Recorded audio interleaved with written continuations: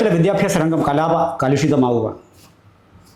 കുറച്ച് മുമ്പ് gender neutral വിവാദം, വേഷത്തെ ചെല്ലുകളും, ഇപ്പോഴിതാ അരമണിക്കൂർ കൂടുതൽ സ്കൂളുകളിൽ ഇരിക്കണം എന്ന് പറയുന്ന ഒരു പുതിയ പരിഷ്കരണം. വീണ്ടും ഇപ്പോൾ കഴിഞ്ഞ ദിവസങ്ങളിൽ സൂംബ വിവാദം.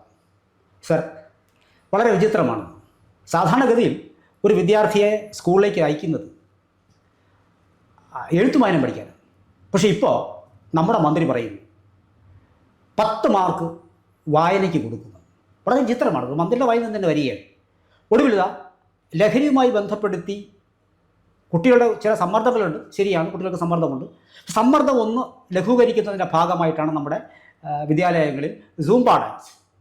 സ്വാഭാവികമായി അതിനെതിരെയും വളരെ വലിയ വാദങ്ങൾ ഉയർന്നു. എന്താണ് സാറിൻ്റെ കാഴ്ചപ്പാട്? സാർ, ഇതിനകത്ത് ഈ വിദ്യാഭ്യാസ രംഗത്തെ CPM-ൻ്റെ സമീപനം അവരുടെ തന്നെ അടിവേര് തൂണ്ടുന്നതാണ്. കാരണം ഒരു പുതിയ ജനറേഷൻ ഈ സിസ്റ്റത്തിനെ വെറുക്കാൻ തുടങ്ങി. ഉദാഹരണത്തിന് 1957 പ്രഥമ കമ്മ്യൂണിസ്റ്റ് പാർട്ടി അധികാരത്തിൽ വരുമ്പോൾ അവർ വിദ്യാഭ്യാസ മന്ത്രിയായിട്ട് എടുത്തത് ജോസഫ് മുണ്ടശ്ശേരിയാണ്. അതിനുശേഷം പിന്നീട് വിദ്യാഭ്യാസ മന്ത്രിയായിട്ട് 2006 വരുന്നത് MA ബേബിയാണ്. അപ്പോൾ ജോസഫ് മുണ്ടശ്ശേരി MA ബേബിയുമായുള്ള ദൂരം എത്ര വലുതായിരുന്നു എന്ന് നമുക്കറിയാം. ജോസഫ് മുണ്ടശ്ശേരി അദ്ദേഹം ബുദ്ധിജീവി, എഴുത്തുകാരനായിരുന്നു. അതുകൊണ്ട് അഭിനയിക്കേണ്ട കാര്യമില്ല. അതേസമയം ഒരു ബുദ്ധിജീവിയുടെ പരിവേഷത്തിലാണ് ബേബി നിന്നത്. പക്ഷേ വിദ്യാഭ്യാസ മന്ത്രി എന്നുള്ള നിലയിൽ അദ്ദേഹം വളരെ പരാജയപ്പെട്ട ഒരു വിദ്യാഭ്യാസ മന്ത്രിയാണെന്നുള്ളതിന് തർക്കമൊന്നുമില്ല. അതിനുശേഷം കമ്മ്യൂണിസ്റ്റ് പാർട്ടി എടുത്ത വിദ്യാഭ്യാസ മന്ത്രിമാരിൽ ഒരുമാതിരി ഭേദപ്പെട്ടൊരു വിദ്യാഭ്യാസ മന്ത്രി, നല്ലൊരു വിദ്യാഭ്യാസ മന്ത്രി എന്ന് ഞാൻ വിശേഷിപ്പിക്കുന്ന ആൾ പ്രൊഫസർ രവീന്ദ്രനാഥാണ്. അതെ. പക്ഷേ അദ്ദേഹത്തിൻ്റെ അധികാരം വെട്ടിക്കുറച്ച് KT ജലീലിനെ അവിടെ കൊണ്ടുവന്നു. KT ജലീൽ സിമിയുടെ നേതാവായിരുന്ന എല്ലാവർക്കും അറിയാവുന്ന ഒരാളാണ്. സിമിയുടെ നേതാവിനെ വിദ്യാഭ്യാസം ഏൽപ്പിക്കുന്ന ഒരു രാഷ്ട്രീയ പാർട്ടിയുടെ ഭൗതിക തലത്തെക്കുറിച്ച് നമ്മൾ സഹതപിക്കാതല്ല എന്താ ചെയ്യുന്നത്? അവർ വിപ്ലവം നടത്തുമെന്നല്ലേ പറയുന്നത്. അത് കഴിഞ്ഞ് പിന്നീട് ഇപ്പോൾ വന്നു കഴിഞ്ഞപ്പോൾ ശിവൻകുട്ടിയെ കൊണ്ടുവന്നു. ശിവൻകുട്ടി നല്ലൊരു ട്രേഡ് യൂണിയൻ നേതാവാണ്. പക്ഷേ വിദ്യാഭ്യാസത്തെ പോലെ ഒരു വകുപ്പ് കൈകാര്യം ചെയ്യാനുള്ള ഒരു പിന്നെ ബൗദ്ധികമായ നിലവാരം ശിവൻകുട്ടിക്കില്ല എന്നുള്ളതൊരു വാസ്തവമാണ്. അതിനകത്ത് ലേബർ മിനിസ്റ്റർ കൊടുത്തിരുന്നുവെങ്കിൽ കുറേ കൂടെ നന്നായിട്ട് വേറെ ഏത് വകുപ്പ് കൊടുത്താലും ഒരു പക്ഷേ ശിവൻകുട്ടി നന്നായിട്ട് കൊണ്ടുപോകുമായിരിക്കാം. അദ്ദേഹം സീനിയറാണ്. എങ്കിലും അദ്ദേഹത്തിന് വിദ്യാഭ്യാസ വകുപ്പ് കൊടുത്തത് ഒരു തലമുറയോടെ ചെയ്ത നീതികേടായിട്ടാണ് സത്യത്തിന് എനിക്ക് തോന്നുന്നത്. പിന്നെ പ്രൊഫസർ ബിന്ദു, അപ്പോൾ ഇതൊക്കെ ഇവരെയൊക്കെ കാണുമ്പോൾ എന്താ ഇവരെക്കുറിച്ച് പറയേണ്ടതെന്ന് എനിക്കറിഞ്ഞിട്ട് വിദ്യാഭ്യാസ മന്ത്രിമാരെന്നുള്ളതിൽ രണ്ടുപേരും ശരാശരി താഴെ എന്ന് പറയാൻ ഒക്കില്ല, പരിപൂർണമായി ദയനീയമായ പരാജയമാണ്. അവർക്ക് എന്ത് പറയണമെന്നറിയില്ല, എപ്പോൾ പറയണമെന്നറിയത്തില്ല, വിദ്യാഭ്യാസ പരിഷ്കരണത്തിന് എന്താണ് ചെയ്യേണ്ടതെന്നറിയത്തില്ല. അവരിങ്ങനെ ഇരുട്ടിൽ തപ്പുകയാണ്, ഓരോ കാര്യങ്ങൾ പറയും. അതിൻ്റെ അവസാനമാണ് അങ്ങ് സൂചിപ്പിച്ച ഈ സ്കുംബ ഡാൻസ് വിവാദത്തിലേക്ക് വരുന്നത്. എന്താ സാർ ഈ സ്കുംബ ഡാൻസിൽ കിടക്കുന്ന കാര്യമുള്ളത്? അല്ല സാർ, നമ്മുടെ ഈ മുഖ്യമന്ത്രി ഒരു ചടങ്ങിൽ പങ്കെടുത്തുകൊണ്ട് സമ്മർദ്ദം ഒന്ന് ലഘൂകരിക്കുന്നതിൻ്റെ ഭാഗമായി ഇങ്ങനെ ഒന്ന് ചിന്തിച്ചുകൂടെ? അന്ന് ആ വേദിയിൽ അദ്ദേഹം പറയുണ്ടായി, വിദ്യാഭ്യാസ മന്ത്രി ഉണ്ട്, അദ്ദേഹത്തിന് ഇങ്ങനെ ചിന്തിക്കാവുന്നതാണ്. കേട്ടപാതി അദ്ദേഹം തീരുമാനമെടുത്തു. പെട്ടെന്ന് തന്നെ അത് പ്രീണിപ്പെടുത്താനുള്ള ശ്രമത്തിൻ്റെ ഭാഗമായുള്ള തീരുമാനം ഒരു പക്ഷേ. എന്നാലും ഉടൻ തന്നെ തീരുമാനമെടുത്തു.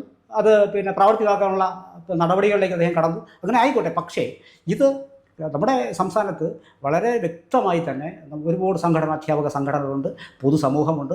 ഇത് പലവട്ടം അവരുമായിട്ടൊക്കെ ഇത് മുഖ്യ ആരോപണം എന്ന് പറയുന്നത് സുംബായെ കുറിച്ചിട്ട് ഇത് ഒരു വേദിയിലും ഇത് ചർച്ച ചെയ്തിട്ടുണ്ടാകുന്നതാണ്. അവിടെ നമ്മൾ ഉയർന്നു കാണുന്നത് ഒരു കമ്മ്യൂണിസ്റ്റ് പിടിവാശിയാണ്.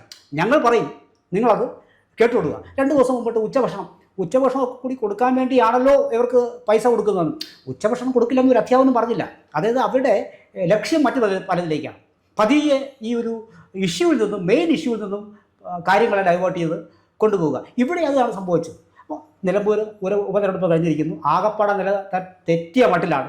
സ്വാഭാവികമായിട്ടും ഇങ്ങനെ പല വിവാദങ്ങളും വരുന്ന ആളുകളിൽ ഉണ്ടായേക്കാം. ഒരു കാര്യം ഒന്ന് സൂചിപ്പിച്ചിട്ടുണ്ട് സാറേ, ഇപ്പോൾ കുട്ടികൾക്ക് സമ്മർദ്ദം ഉണ്ടാകും. അതിലേറെ സമ്മർദ്ദങ്ങളിൽ കൂടിയാണ് അധ്യാപകർ കടന്നു പോകുന്ന ഒരു വാദം അധ്യാപകർ ഉന്നയിക്കുന്നുണ്ട്. ഇപ്പോൾ പഴയതിന് എല്ലാം എടുത്ത് ചവറ്റുകുട്ടിൽ എറിയണമെന്ന അഭിപ്രായം നമുക്കില്ല. പക്ഷേ എങ്കിൽ കൂടിയും പണ്ട് സംഗീതം, തയ്യൽ, കായികം, ക്രാഫ്റ്റ് എന്ന് പറയുന്ന പല തൊഴിൽ മേഖലകളിലേക്ക് കുട്ടികൾ ഉന്നത വിദ്യാഭ്യാസത്തിൽ കടക്കുമ്പോൾ പല തൊഴിൽ മേഖലയിലേക്ക് കടന്നു പോകാൻ ഉചിതമായ രീതിയിലുള്ള ചെറിയ കാര്യങ്ങളോടെ പഠിപ്പിക്കുമായിരുന്നു. സംഗീതം, ഇപ്പോൾ ഇതൊക്കെ കുട്ടികളുടെ സമ്മർദ്ദം വലിയ തോതിൽ കുറച്ചിരുന്നു. ഇപ്പോൾ അതൊന്നുമില്ല. ഇപ്പോൾ ഒരു കായിക അധ്യാപകരുടെ നിയമനം പോലും ഉണ്ടോ എന്ന് എനിക്ക് സംശയമാണ്. അപ്പോൾ ആ ഒരു ഗ്യാപ്പാണ് വാസ്തവത്തിൽ ഇവിടെ സൂംബ കൊണ്ട് ഇദ്ദേഹം ഉദ്ദേശിച്ചത്. പക്ഷേ അവിടെയും തന്നെ നമ്മൾ നോക്കണം, ഇവിടെ ഭിന്നശേഷിക്കാരായ വിദ്യാർത്ഥികളുണ്ട്, അവരെ അഡ്രസ്സ് ചെയ്യുന്നില്ല ഇതിനകത്ത്. പിന്നെ ഈ ഒരു സ്കൂളിൽ ഇത്രയും കുട്ടികൾ ഒരുമിച്ച് ചിലപ്പോൾ അവിടെ എന്ത് ഇൻഡിവിജ്വൽ അറ്റൻഷനാണ്. ഇങ്ങനെ ഒരുപാട് കാര്യങ്ങൾ ഇതിനകത്തില്ലേ? സാർ, ഇത് സാർ പറഞ്ഞത് എൻ്റെ ഒരു ചെറുപ്പകാലം ഞാൻ ആലോചിച്ച് പോയിരുന്നു. അന്ന് ഡ്രോയിങ് സാറുണ്ട്, ഡ്രില്ല് സാറുണ്ട്, ക്രാഫ്റ്റ് സാറുണ്ട്, തയ്യൽ സാറുണ്ട്, സംഗീത ടീച്ചറുണ്ട്. 5 സ്കില്ലുകൾ ഡെവലപ്പ് ചെയ്യാനുള്ള എൻ്റെ ചെറുപ്പ സമയത്ത് ഉള്ള സംവിധാനം അന്നുണ്ടായിരുന്നു. ഘട്ടം ഘട്ടമായിട്ട് നമ്മൾ ഈ വിപ്ലവം വന്ന് അല്ലെങ്കിൽ മാറ്റങ്ങൾ വന്ന് എല്ലാം ഗാന്ധി വിപ്ലവം ആയാലും ശരി, മാർക്സിയൻ വിപ്ലവം ആയാലും ശരി, ഈ മാറ്റങ്ങൾ നടന്നുകൊണ്ടിരിക്കുകയായിരുന്നു. അതിൻ്റെ ബേസിക് റീസൺ ഈ വിദ്യാഭ്യാസ വകുപ്പ് കോൺഗ്രസും കമ്മ്യൂണിസ്റ്റ് പാർട്ടിയും വേണ്ട എന്ന് തീരുമാനമെടുത്തടത്ത് കേരളത്തിലെ വിദ്യാഭ്യാസം തകരാൻ തുടങ്ങി. കാരണം വിദ്യാഭ്യാസ മന്ത്രിമാർ തീർച്ചയായിട്ടും ലീഗിൻ്റെ CH മുഹമ്മദ് കോയ മോശം വിദ്യാഭ്യാസ മന്ത്രി അല്ല, ഞാൻ പറഞ്ഞു വന്നത്. ഇ.ടി. മുഹമ്മദ് ബഷീർ നല്ല വിദ്യാഭ്യാസ മന്ത്രിയായിരുന്നു. പക്ഷേ അവർ തന്നെയാണ് നാലകത്ത് സൂപ്പിയെ മന്ത്രിയാക്കിയത്, അവർ തന്നെയാണ് അബ്ദുൾ റബ്ബിനെ മന്ത്രിയാക്കിയത്. അതിനേക്കാൾ മോശമായ വിദ്യാഭ്യാസ മന്ത്രിമാരെ നമുക്ക് പറയാനില്ലല്ലോ. അപ്പം അവർ ചെയ്ത നല്ല വിദ്യാഭ്യാസ മന്ത്രിമാരുണ്ട്, മോശം വിദ്യാഭ്യാസ മന്ത്രിമാരെയും ഈ സംസ്ഥാനത്തിന് സംഭാവന ചെയ്തൊരു പാർട്ടിയാണ് ലീഗ്. അപ്പം ഇത് ബേസിക്കായുള്ള പ്രോബ്ലം എവിടെയാണെന്ന് വെച്ചാൽ വിദ്യാഭ്യാസം കോൺഗ്രസോ അതല്ലെങ്കിൽ CPM-ഓ ഏറ്റെടുത്ത് ആ പാർട്ടിയിലൊക്കെയുള്ള വളരെ കമ്മിറ്റഡായിട്ടുള്ള വിദ്യാഭ്യാസ വിചക്ഷണന്മാരെ ഏൽപ്പിക്കേണ്ട ഉത്തരവാദിത്വം ഏറ്റെടുത്ത് നടത്താതെ ഇപ്പം ഈ സൂംബ ഡാൻസിൻ്റെ വിവാദവുമായിട്ട് നടക്കുന്നതെന്ന് പറഞ്ഞാൽ കമ്മ്യൂണിസ്റ്റ് പാർട്ടിക്ക് പറ്റിയ ഹിമാലയൻ ബ്ലണ്ടറിൻ്റെ ഭാഗമാണിത്. ഇനി പൊക്കോട്ടെ, ബേബി ഏറ്റെടുത്തു, ബേബിക്ക് എന്ത് ചെയ്യാൻ പറ്റി? ശിവൻകുട്ടി ഏറ്റെടുത്തു, അതിനേക്കാൾ പരാജയമായില്ലേ? അപ്പോൾ ഇവിടെ ഏറ്റെടുത്ത മന്ത്രിമാരെ തന്നെ അൺഫിറ്റ് മന്ത്രിമാരെ എടുത്തത്, അതാണ് ഗതികേട്. രവീന്ദ്രനാഥിനെ പോലുള്ളൊരു നല്ല മന്ത്രിക്ക് CPM രാഷ്ട്രീയത്തിൽ ഇടമില്ല. അപ്പോൾ എന്ന് പറഞ്ഞാൽ യോഗ്യരായ ആളുകളെ ഞങ്ങൾ അംഗീകരിക്കില്ല എന്നൊരു തീരുമാനം എവിടെയോ ഇവരുടെ മിനിറ്റ്സ് ബുക്കിൽ എഴുതി വെച്ചിട്ടുണ്ട്. ഏത് മിനിറ്റ്സ് ബുക്കിലാണെന്ന് നമുക്ക് അറിഞ്ഞുകൂടാ. അതനുസരിച്ച് അയോഗ്യരായ ആളുകളെ എവിടെയെങ്കിലും നിന്ന് കണ്ടെത്തി ഈ കസേരയെ കൊണ്ട് നിർത്തുന്ന വന്നപ്പോൾ തന്നെ വിദ്യാഭ്യാസം തീർന്നില്ലേ സാറേ? അതാണ് കേരളത്തിലെ വിദ്യാഭ്യാസത്തിന് പറ്റിയ ഏറ്റവും വലിയ അപജയം. ഞാൻ സാറിന് സൂചിപ്പിച്ച പോലെ കോൺഗ്രസ് പാർട്ടിയും CPM-ഉം വിദ്യാഭ്യാസ വകുപ്പ് ഏറ്റെടുക്കേണ്ട എന്ന തീരുമാനമെടുത്തടുത്ത് ആ ദിവസം ആരംഭിച്ചു നമ്മുടെ വിദ്യാഭ്യാസത്തിൻ്റെ തകർച്ച. അത് ഏതാണ്ട് ഒരു 96-ന് ശേഷം ആ കാലഘട്ടത്തിലാണ് പാഠപുസ്തക പരിഷ്കരണ ഒരു തുടർച്ചയായിട്ട് നടന്നു തുടങ്ങിയത്. അപ്പോൾ അന്ന് വാസ്തവത്തിൽ പിന്നീട് ഈ പിക്ടോറിയൽ റീഡിംഗ് എന്നൊക്കെ പറഞ്ഞുകൊണ്ട് ഈ പാഠപുസ്തകത്തിന് അക്ഷരത്തിനെ എടുത്തു മാറ്റി. അപ്പോൾ അത് തന്നെ പഠിപ്പിക്കുന്നെങ്കിൽ ഏതക്ഷരം ആദ്യം പഠിപ്പിക്കണം, ഒരു വ്യവസ്ഥാപിതമായ ഒരു രീതിയിലൂടെ കടന്നു പോയിക്കൊണ്ടിരിക്കുകയായിരുന്നു. അപ്പോഴാണ് ഈ അക്ഷരം അപ്പാടെ എടുത്ത് മാറ്റുന്നത്. അപ്പോൾ അന്ന് വലിയ കൊട്ടിഘോഷിച്ചിട്ട് ഈ അക്ഷരം എടുത്ത് മാറ്റി ഈ പുതിയ വിദ്യാർത്ഥികൾ മാറിയ സാഹചര്യത്തിൽ ഇത് കുട്ടികളിൽ എന്നൊക്കെ പറഞ്ഞിട്ടാണ് മാറ്റുന്നത്. വലിയ സിദ്ധാന്തങ്ങളൊക്കെ പറഞ്ഞിട്ട് മാറുന്നത്. അതിനുശേഷം അതിനകത്ത് എനിക്ക് തോന്നുന്നു ഒരു പരിധി വരെ ശാസ്ത്ര സാഹിത്യ പരിഷത്തിൻ്റെ അമിതമായ ഇടപെടൽ ആ വകുപ്പിനകത്ത് ഉണ്ടായിരുന്നു എന്നുള്ളതാണ്. പിന്നീട് ഇപ്പോൾ വീണ്ടും അതിലേറെ കൊട്ടിഘോഷിച്ചിട്ടാണ് അക്ഷരം വീണ്ടും പാഠപുസ്തകത്തിലേക്ക് സ്ഥാനം പിടിക്കുന്നു. എന്ത് വിചിത്രമായ ഒരു നടപടിയാണ്. ഇപ്പോൾ 10 മാർക്ക് വായനയ്ക്ക് കൊടുക്കുന്നത് പോലും ഈ വിജയ ശതമാനം പെരുപ്പിച്ച് കാണിക്കാൻ വേണ്ടിയുള്ള ഒരു കുറുക്കുവഴിയാകില്ല അത്. സാർ, ഇതിനകത്ത് ഈ ശാസ്ത്ര സാഹിത്യ പരിഷത്ത് ഞാനും അംഗമായിരുന്നു. ഈ ശാസ്ത്ര സാഹിത്യ പരിഷത്തിലെ ചില നേതാക്കന്മാർക്ക് സാർ ഭയങ്കരമായിട്ട് വോൾട്ടേജ് കൂടുമ്പോൾ എന്ത് ചെയ്യും? ബൾബ് ഫ്യൂസായി പോകും. ബുദ്ധി കൂടി അവസാനം ബുദ്ധി നശിച്ചു പോയ അല്ലെങ്കിൽ മന്ദബുദ്ധികളായ മാറിയ കുറേ ആളുകൾ അതിനകത്തുണ്ടെന്നുള്ളൊരു വാസ്തവമാണ്. അവർ ഈ ലോകത്തൊന്നുമല്ല ജീവിക്കുന്നത്. അവരേതോ ഒരു പ്ലേറ്റോണിക് ചിന്തകളുമായിട്ട് നടന്ന ഒരു സങ്കല്പ ലോകത്ത് ജീവിക്കുന്ന ആളുകളാണ്. ചില നല്ല കാര്യങ്ങൾ ചെയ്തിട്ടുണ്ട്, തീർച്ചയായിട്ടും ഒരുപാട് നല്ല കാര്യം ചെയ്തിട്ടുണ്ട്. അവരുടെ എന്തുകൊണ്ടെന്നുള്ള പുസ്തകം നല്ല പുസ്തകങ്ങളായിരുന്നു. പക്ഷേ അതിൽ നിന്നൊക്കെ മാറിയിട്ട് അവർ വളരെ പെറ്റിയുള്ള കാര്യങ്ങൾ സാറൊരു ശരി പറഞ്ഞാൽ അതിനെ തെറ്റായിട്ട് സ്ഥാപിക്കുന്നതാണ് ശാസ്ത്ര സാഹിത്യ പരിഷത്തിൻ്റെ മഹത്വം എന്നാണ് അവർ ധരിച്ചു വെച്ചിരിക്കുന്നത്.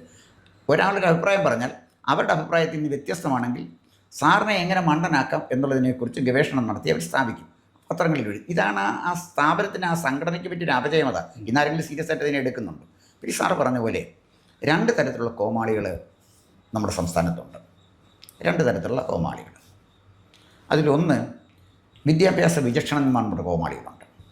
സാറേ, അക്ഷരം വേണ്ട എന്ന് വെച്ച് കഴിഞ്ഞപ്പോൾ എത്ര ലേഖനം ഞാൻ വായിച്ചു നൽകി. കേരളം വലിയൊരു വിജ്ഞാന വിസ്ഫോടനത്തിലേക്ക് പോവുകയാണ്. അക്ഷരം വേണ്ട, വിപ്ലവകരമായ തീരുമാനം.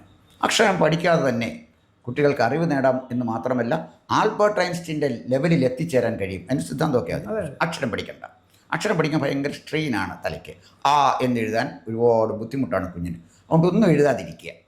അതോടുകൂടി കുഞ്ഞിൻ്റെ ബുദ്ധി കൂടും. എന്തോ ഇവരെക്കുറിച്ച് അത് വിദ്യാഭ്യാസ വിചക്ഷണനാണ് കേരളത്തിലെ. പിന്നെ രണ്ടാമത്തെ കോമാളി എന്ന് പറഞ്ഞത് ഈ സാംസ്കാരിക നായകരാണ്. അത് വേറൊരു ലെവലിൽപ്പെട്ട ആളുകളാണ്. ഒരു ജുബായൊക്കെ ഇട്ട് താടി വളർത്തുന്നുള്ളൂ. സാറ് പോയി തെറ്റിയിരിക്കരുത്, സാറ് പോയി ബുദ്ധിജീവിയാണ്. സാർ ജുബായുണ്ട്, താടിയൊക്കെ ഉണ്ട്. ഇനി തുണിസഞ്ചി കൊണ്ടിട്ടാൽ കറക്റ്റ്. ഇവരെല്ലാം കൂടെ ഇറങ്ങി നടന്ന് ഇതാ സാംസ്കാരിക നായകർ പല വേഷങ്ങൾ നമ്മൾ കണ്ടതാണല്ലോ. അപ്പോൾ ഇതിനകത്ത് തന്നെ ഈ സ്വരാജ് തോക്കാൻ ഒരു കാര്യം ഈ സാംസ്കാരിക നായകർ അവിടെ ചെന്നാണ്. ഇവരെപ്പോലെ ജനം വെറുക്കുന്ന വിഭാഗം കേരളത്തിലില്ല. അവരുടെ നോവലോ കവിതയോ ഒക്കെ ഉണ്ട് വായിക്കുന്നതിനപ്പുറം. കവിത എഴുതുന്ന ആളുകളില്ല. അതിനകത്ത് നല്ലൊരു നോവലിസ്റ്റ് എന്ന് പറയുന്നത് കെ ആർ മീര അടക്കം 1-2 പേരേ ഉള്ളൂ. വേറെ ഒന്നും എഴുതുന്നാരും വായിക്കത്തില്ല സാറേ. ഇവർ തന്നെ ആളുകളെ കൊണ്ട് അവാർഡ് കൊടുപ്പിക്കുക, അവരുടെ പുസ്തകം മഹത്തരമാണെന്ന് പറയുക. ഇപ്പം തന്നെ സ്വരാജ് എഴുതിയ പുസ്തകം കണ്ടു. അതിനകത്ത് ഈ ആയുർവേദ മരുന്നിൻ്റെ കൂട്ട് സംസ്കൃതത്തിൽ എഴുതി വെച്ചിരുന്നത് അത് കാളിദാസൻ കാളിദാസനെ വൈദ്യനാക്കി എന്നാണ് പറയും. ഞാൻ ആ പുസ്തകം വായിച്ചില്ല, വായിക്കാൻ ഉദ്ദേശിക്കുന്നില്ല. പക്ഷേ ഞാൻ പറഞ്ഞു വന്നത് ഈ കോമാളികളുടെ കയ്യിലേക്ക് ഇത് പോയപ്പോൾ പിന്നെ വിദ്യാഭ്യാസം എങ്ങനെ രക്ഷപ്പെടും നമ്മുടെ നാട്ടിൽ? അതിനൊരു അനധിവിദൂരമായൊരു സാധ്യത പോലും ഞാൻ കാണുന്നില്ല. വിദ്യാഭ്യാസത്തിനെ ഏതെങ്കിലും രാഷ്ട്രീയ പാർട്ടികളുടെ അടിമകൾ കൈകാര്യം ചെയ്യേണ്ട വിഷയമല്ല. അത് വളരെ നിഷ്പക്ഷമായി ചിന്തിച്ച് ഒരു തലമുറയെ വളർത്തിയെടുക്കാനുള്ള വളരെ ശാസ്ത്രീയമായ സമീപനം സ്വീകരിക്കാനും അതിന് തക്ക വിധത്തിൽ കാര്യങ്ങൾ ചെയ്യാൻ കഴിവുള്ള ആളുകളാണ് വിദ്യാഭ്യാസ വിചക്ഷണന്മാർ. ലോകത്തെവിടെയും അങ്ങനെയാണ്. അല്ല രാഷ്ട്രീയ പാർട്ടികളുടെ പാണന്മാരും സ്തുതിപാഠകരും അടിയാന്മാരും അല്ല. നിർഭാഗ്യവശാൽ നമ്മുടെ കേരളത്തിൽ അതാണ്. അത് CPM മാറി കോൺഗ്രസ് വന്നാൽ ഇത് തന്നെ, അതിന് വ്യത്യാസമൊന്നുമില്ല. ഇതിൽ നിന്ന് മാറാതെ എന്ത് ചെയ്യാനും അതിൻ്റെ അവസാനത്തെ ഇപ്പം ചെന്നെത്തിയിരിക്കുന്നതാണ് സാർ ഈ പറഞ്ഞ. മാത്രമല്ല ഈ സംഗീതം നൃത്തം ഒക്കെ തന്നെ അത് ജീവിതത്തിലേ പാടില്ല എന്ന് ചിന്തിക്കുന്ന ചില വിഭാഗങ്ങൾ അവർ വളരെ കുറവായിരിക്കാം. പക്ഷേ അവരുടെ എതിർപ്പ് പോലും മുഖ്യധാര രാഷ്ട്രീയ പാർട്ടികൾ പോലും ഏറ്റെടുത്തിരിക്കുന്നു എന്നുള്ളതാണ് വളരെ സങ്കടകരമായ അവസ്ഥ. കാരണം നമ്മുടെ ഇടതുപക്ഷ CPM സംസ്ഥാന സെക്രട്ടറി പറഞ്ഞിരിക്കുന്നത് ഇതിൽ സൂംബ ഡാൻസ് വേറെ പേടിക്കാനില്ല, ഇതിൽ വാമിയപ്പ് മാത്രമാണെന്നാണ് അവരെ പറഞ്ഞ് ഒതുക്കുന്നത്. 2, ഏറ്റവും വലിയ ഇതിനകത്ത് ഉള്ളിലിരുന്ന കള്ളൻ പുറത്ത് ചാടിയത് നമ്മുടെ വിദ്യാഭ്യാസ മന്ത്രി പറഞ്ഞത് ഈ എതിർപ്പുകൾ ഭൂരിപക്ഷ വർഗീയതയെ സഹായിക്കുമെന്നാണ്. അപ്പോൾ അദ്ദേഹം എത്ര കുതന്ത്രമാണ് ഇതിൻ്റെ ബാക്കിലുള്ളതെന്നുള്ളതാണ്. അപ്പോൾ ഭൂരിപക്ഷ നിങ്ങൾ ഈ ബഹളങ്ങളൊക്കെ നിർത്തണം, ഇല്ലെങ്കിൽ ഭൂരിപക്ഷ വർഗീയത ചെയ്ത് അപ്പോൾ കൂടെ നിർത്തിയവരാരും ഇപ്പോൾ ഇവരുടെ കൂടെ ഇല്ല. അപ്പോൾ ഇപ്പോൾ അത് പിന്നെ വിളക്കി ചേർക്കാനുള്ള ഒരു തത്രപ്പാടിലാണ്. വിശേഷിച്ച് നമ്മുടെ നിലമ്പൂർ ഉപ തെരഞ്ഞെടുപ്പിന് ശേഷം കേരളം ഇനിയും സാക്ഷ്യം വഹിക്കാൻ പോകുന്നത് ഇത്തരം വളരെ സെൻസിറ്റീവായിട്ടുള്ള ഏരിയകളിൽ എങ്ങനെ അതിനെ വളച്ചൊടിച്ച് അവർക്ക് അനുകൂലമാക്കി മാറ്റാം എന്ന് ചിന്തിക്കുന്ന ഇടതുപക്ഷ വിഭാഗങ്ങൾ നമുക്ക് ഇനി വരും ദിവസങ്ങളിൽ കാണാം. അത് ഏതാണ്ട് അതിൻ്റെ ഒരു തുടക്കമായിരിക്കാം ഒരു ഈ ഒടുവിലായി സംഭവിച്ചിരിക്കുന്ന ഈ സൂംബ. അത് സാറേ അതിനെ സംശയിക്കണ്ട. ഇപ്പോൾ സൂംബ ഡാൻസ് വേണ്ടെന്ന് പറഞ്ഞാൽ പിന്നെ പിറ്റേ ദിവസം രാവിലെ തൊട്ട് ഈ ഭൂരിപക്ഷ വർഗീയത വർദ്ധിക്കും. BJP അധികാരത്തിൽ വരുന്ന മന്ത്രി മന്ത്രി എത്ര ദീർഘവീക്ഷണമുള്ള ആളാണ് സാറേ. കാരണം ഇവിടുത്തെ ഈ വർഗീയത എന്ന് പറയുന്നത് സൂംബ ഡാൻസിലാണ് നിൽക്കുന്നത്. അത് വേണ്ടെന്ന് വെച്ചാൽ തീർന്നു. അതാണ് അദ്ദേഹത്തിൻ്റെ അഭിപ്രായം. ഇനി വേറെ രസം എന്ന് വെച്ചാൽ സൂംബ ഡാൻസ് പറ്റത്തില്ല, ഒന്നിച്ച് വ്യായാമം ചെയ്യാൻ പറ്റത്തില്ല. ഇനിയും വരാൻ പോകുന്നൊരു അപകടമുണ്ട് സാറേ. ഈ UDFൻ്റെ കൂടെ കൂടിയിരിക്കുന്ന ആരാണ്? മൗദൂദിയാണ്. അതെ അല്ലേ? ഈ മൗദൂദിയുടെ വേറൊരു പതിപ്പ് ആളുകളാണ് മലാല എന്ന് പറയുന്ന പെൺകുട്ടി പള്ളിക്കൂടത്തിൽ പോയാൽ അവളെ വെടിവെച്ചത് കൊന്നില്ല ഭാഗ്യത്തിന്. അവസാനം ബ്രിട്ടനിൽ പോയി ആ കുട്ടി ചികിത്സിച്ചത്. ആലോചിച്ച് നോക്കണം. മലാലയെ വെടിവെച്ച് കൊന്ന മനസ്സുള്ള ആളുകൾ ഇപ്പോൾ കേരളത്തിലുണ്ട്. അല്ല സാർ, ഒരു പെൺകുട്ടിയെ പേരിൽ നിന്ന് ഇറക്കി വിട്ടല്ലോ, ഒരു ആളായില്ലല്ലോ. സമ്മാനം വാങ്ങിക്കാൻ വന്നപ്പോൾ ഇറക്കി വിട്ടൊരു കുട്ടിയെ അത് കണ്ടല്ലോ. അപ്പോൾ ആ സമ്മാനം വാങ്ങിക്കാൻ വന്ന കുട്ടിയെ വേദിയിൽ നിന്ന് ഇറക്കി വിട്ട ആളാണ് നമ്മുടെ അടുത്ത് മതേതരത്വം സംരക്ഷിക്കാൻ നമ്മുടെ മുന്നേ നിൽക്കണമെന്ന് ഈ VD സതീശനും രമേശ് ചെന്നിത്തലയും കോൺഗ്രസ്സുകാരും പറയുന്നത്. ഇവരിലൂടെ നമ്മൾ മതേതരത്വം സംരക്ഷിക്കുന്നു. പിന്നെ സൂംബ ഡാൻസ് എന്ത് ചെയ്യാൻ? ഒരു ഡാൻസ് നടക്കത്തില്ല. അല്ല, കുറച്ചു കാലം മുമ്പ് ഒരു മൗലവി പ്രസംഗിക്കുന്നത് കേട്ടു, യേശുദാസ് നരകത്തിൽ പോകുന്നു. കാരണം യേശുദാസ് ഭയങ്കര കുഴപ്പക്കാരനാണ്. ഇങ്ങനെ പാട്ട് പാടുക, ഈ പാട്ട് പ്രചരിപ്പിക്കുക, ഇത് കേൾക്കുന്നവനും പാടുന്നവനും എല്ലാം നരകത്തിൽ പോകും. യേശുദാസ് ഒരു നരകത്തിൽ പോകുന്ന ഒരാളായിട്ടാണ് അദ്ദേഹം ചിത്രീകരിക്കുന്നത്. അപ്പോൾ ആലോചിച്ച് നോക്കണം, ഇവിടെ എങ്ങോട്ടാണ് നമ്മൾ, ഏത് നൂറ്റാണ്ടിലോട്ടാണ് പോകുന്നത്? നമ്മൾ 16-ാം 15-ാം നൂറ്റാണ്ടിലല്ല, നമ്മൾ 7-ാം നൂറ്റാണ്ടിലേക്കാണ് പോകുന്നത്. വളരെ അപകടകരമായ സ്ഥിതിയിലാണ് സർ കേരളം. മാത്രമല്ല ഈ കുട്ടികൾക്ക് വേണ്ടി ഈ ഗവർണറുടെ അധികാരങ്ങളെക്കുറിച്ച് ഒരു 2-3 പേജുകൾ ഇപ്പോൾ തന്നെ പഠിപ്പിച്ചേ മതിയാകൂ എന്നുള്ള വാശിയിലാണ്.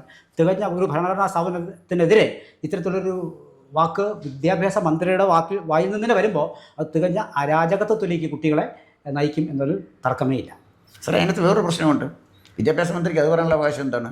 സിലബസിലേക്ക് ഉൾപ്പെടുത്തണമെന്ന് കേരളത്തിലെ വിദ്യാഭ്യാസ മന്ത്രിയല്ല. അതിൻ്റെ പാഠ്യപദ്ധതിയുണ്ട്, അതിന് സിലബസ് ഉണ്ട്, അതിനനുഗുണമായ കരിക്കുലമുണ്ട്. ഇത് ഡെവലപ്പ് ചെയ്യാൻ ഈ വിദ്യാഭ്യാസ വിദഗ്ധന്മാരെന്ന് പറയാം, അവരോട് പറഞ്ഞാൽ അവർ ചെയ്തോളും, അവരെന്തോ വേണേലും ചെയ്യും. എത്ര വട്ട ചർച്ചകൾക്ക് ശേഷമാണ് അത് ഒരു ഉരുത്തിരിഞ്ഞ് ചർച്ചയും വേണ്ട, ഇയാൾ പോയത് ചെയ്യണമെന്ന് പറഞ്ഞ് എഴുതി കൊടുക്കുന്ന വിദ്യാഭ്യാസ വിചക്ഷണനായി ഇവിടെ ഉള്ളത്.